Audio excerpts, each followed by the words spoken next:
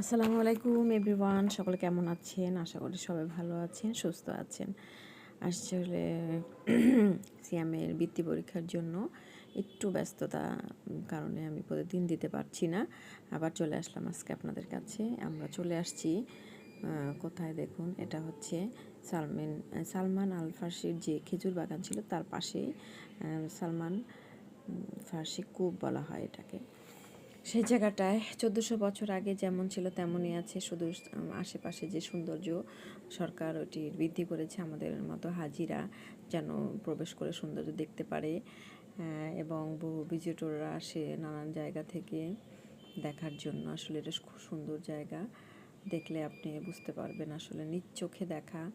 আর আমি সব সময় চিন্তা করি যে কোনো জায়গায় যাই না কেন, নবীজি আমাদের প্রিয় নবী হজরত সাল্লাম নামাজ পড়েছে, উজু করেছে, জায়গাটা আমি তাকিয়ে দেখি আসলে কোন জায়গাটা, ওই জায়গাটায় যদি আমি দাঁড়াতে পারতাম বা দেখতে পারতাম, শুধু সেই চিন্তাটাই আমার সব সময় মনের মধ্যে থাকে।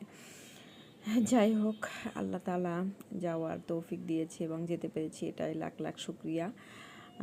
এই জায়গাটায় আমাদের নবী সাল্লাল্লাহু আলাইহি সাল্লাম দাঁড়িয়ে ঘোষণা দিয়েছিল সালমান ফার্সি রাদিয়াল্লাহুর মুক্তির ঘোষণা, এবং এই কূপের পানি দিয়ে সে উজু করে নামাজও পড়েছে, পান করেছে। হ্যাঁ, তাই সকলে সেই নিয়ম করে যে পানি খাওয়ার জায়গা, আসলে পানিটা এত স্বচ্ছ আর পরিষ্কার যে মনে হচ্ছে যে বসে বসে সব খেয়ে ফেলি।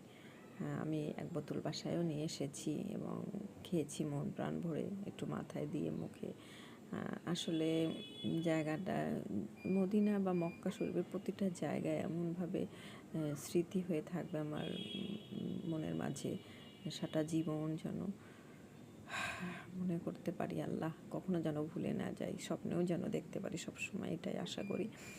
যাদের সামর্থ্য আছে অবশ্যই যাবেন, অবশ্যই যাবেন। এই জায়গাটা দেখলে মনে হচ্ছে জীবনটা সার্থক।